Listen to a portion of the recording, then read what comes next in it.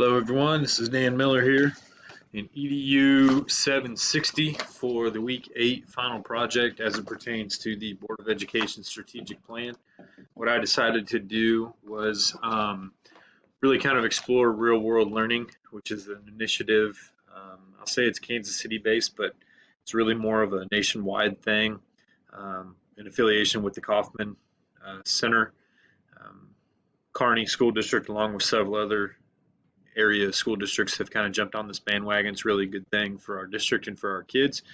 So I've heard I've only got 15 minutes for this, so I'm going to speak quickly on it. So to give you a condensed version, public education as we know it, just within the last couple of years, has shifted, obviously, but even more so when we consider, are our students college and career ready? So that's really what this encapsulates and what this circles as far as possible internships, dual credit courses, industry recognized credentials, so on and so forth. So there's a real push for this as far as overhauling the curriculum and what we have to offer at the high school level, but it really is a district-wide initiative, K through 12.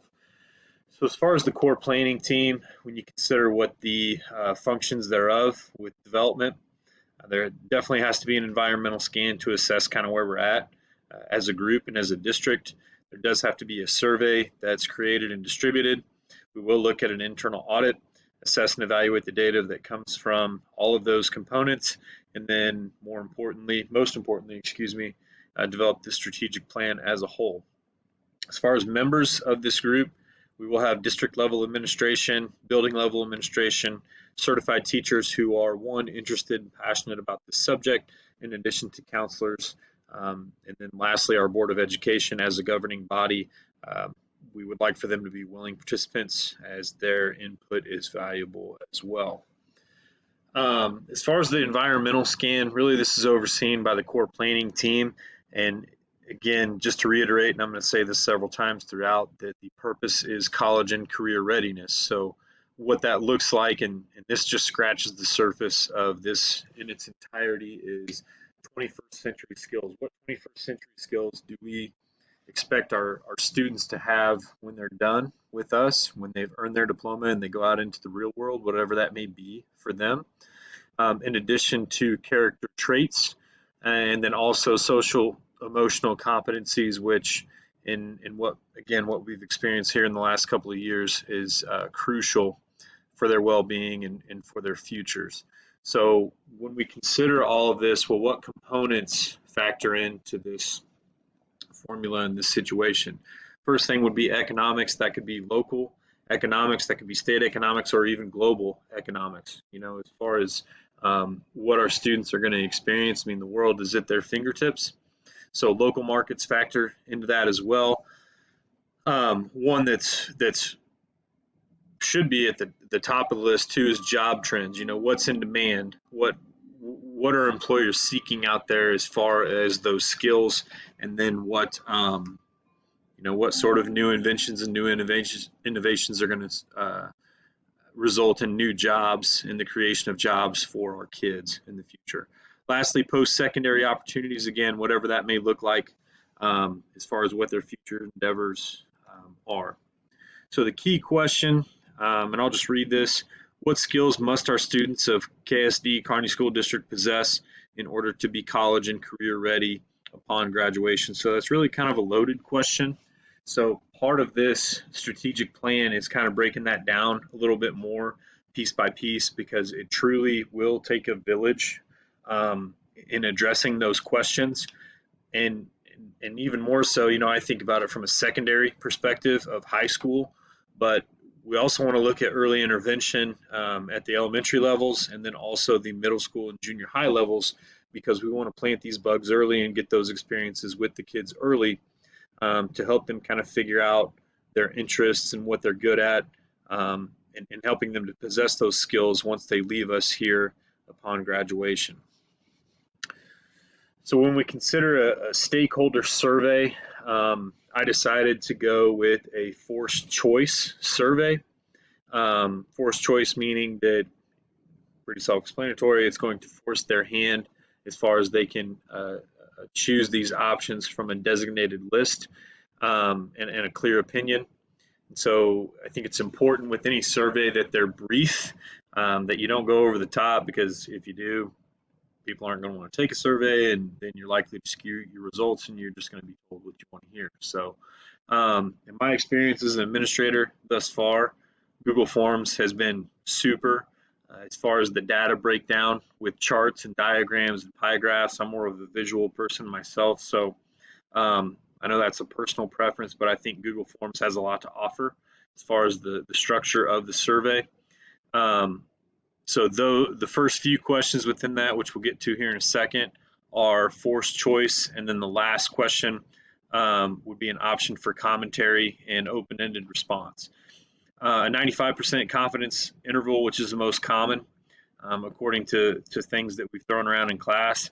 And then lastly, who is our target? So we're looking at district staff. That would be K-12 at any level, certified teacher. I would also throw support staff in there as well. You've got students, you've got parents, and then you got community stakeholders. So the questions themselves, 1 through 4, forced choice, like I said, 5 being strongly agree, 1 strongly disagree, so we can compound that information and look at it from a quantitative realm. Questions 5 and 6 are more free response, more of a qualitative realm, so I'll kind of shed some light on that here in a second. I won't read through these word for word just for the sake of time, but you can see that, kind of reiterating the facts of what I mentioned earlier. We're looking at college and career readiness. We're looking at some of those skills, just to kind of gauge how our staff and how our stakeholders feel as far as what they feel is most important when it comes to addressing those, which will at least give us a roadmap and a strategy map for what we're going to tackle later on down the road. As always, it's difficult to know where you're going unless you kind of figure out where you are currently. So that audit will be completed by our core team. Focal points within that: collaboration, building relationships and community with stakeholders, and then also establishing communication and transparency. 7 Baldrige areas, which are outlined in one of the texts and certain presentations that we've had throughout class. Again, I won't read through those with you, but value of any team, I think that each one of those 7 can be spoken on very highly, and we can elaborate on those forever, but the success of any team is contingent upon an efficient and well put together task force and action team addressing any one of those 7 right there. So when it comes to data analysis within the survey and other areas, I think that it's a team within a team. So with the core planning team, there's a data team that's embedded within, led by district administration and our career readiness coordinator. Responses obviously kept anonymous, and within that, we want to look at trends, we want to look at strengths, we want to look at weaknesses, and certain things that jump out to us within that. So the forced responses, again, quantitative in nature with that rating system. Those numbers are going to be compounded, looking at the strengths, the weaknesses, the strongly agrees, the strongly disagrees, those that remain neutral or average. And then the open responses are qualitative in nature, to where we're going to have to really dig into that. It's going to take some legwork in looking at the common themes and what it is that our folks are sharing, and what we should really seriously consider as far as this initiative. And I apologize for the wordiness of this, but when it comes to mission, vision, student learning, targets, and strategies, I've got several slides dedicated to this.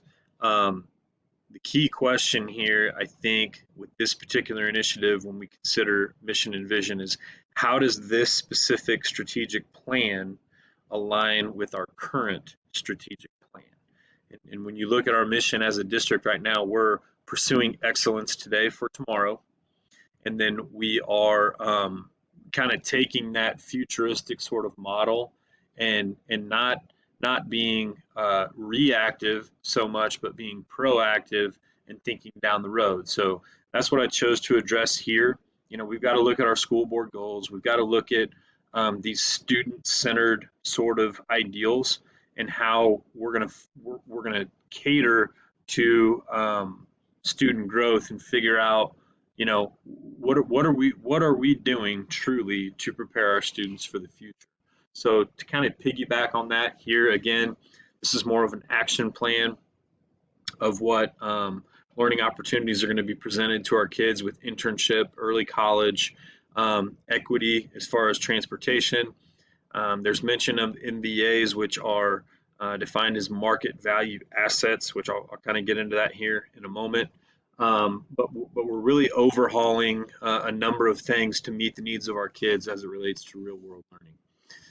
So we've got a number of different targets here. The main four components with MVAs, market value assets, center around client-based projects, industry recognized credentials, internship opportunities, and dual credit courses. So this is really a well-oiled machine as far as the planning and process and tracking. We've got a number of different things that we have to consider in here, the SWOT analysis being one of them, the heavy reliance upon our survey, and our building action teams, career readiness coordinator, and then pathway coordinator, which is more at the building level. So really a formalized plan here as far as what our targets are and then what strategies we're going to utilize to meet those targets. So when you consider deployment, I went ahead and threw a picture in there of, sometimes we just have to jump. Sometimes we know where we want to be and what we want to do, and sometimes we just have to jump. And so there's a lot of coordination here. There's a lot of great leaders in place to help assist with this. But like I said earlier, it really does take a village with this. So how will the core planning team assess successes and challenges? I think it goes back to collaboration. If it's important to us, we'll make time for it. So we've got to be cognizant of that. And we've really got to be purposeful as far as having meetings and making sure that these meetings are efficient and that we're measuring what we need to measure in meeting our goal. So balanced scorecards, again, a great point, a valuable point that we've touched on in class. We've got to make sure that we're communicating. We've got to make sure that we're transparent. One thing that I can't help but think of in all this is anytime you have an initiative, it's easy to adopt the idea, but it's even more difficult to implement the idea. So there's going to be failures, there's going to be different hiccups along the way, but that fail forward mentality is crucial because we do have to make that jump. It's coming and we've got to start it. And the big thing is we've got to be reflective and we've got to lean on one another as far as what we can do to help kids and help better prepare them for the future. So communication with the public here. There's a number of avenues that we'll utilize for this. District and building websites, which goes without saying, quarterly newsletters, frequent email communication, social media platforms. So that'll help us reach a number of people, including students, seeking what is popular and what avenues they explore the most. Parent nights, kind of having an open nights for those sort of things, community events, and then obviously school board meetings. So this is something that I feel very passionate about in my own current district, the Kansas City area. It's really started to take off. I think this is a great thing. We've poured a lot of time, we've poured a lot of resources in it, and I'm excited to see what the future holds for this. So thank you for listening. Appreciate you. Have a good one.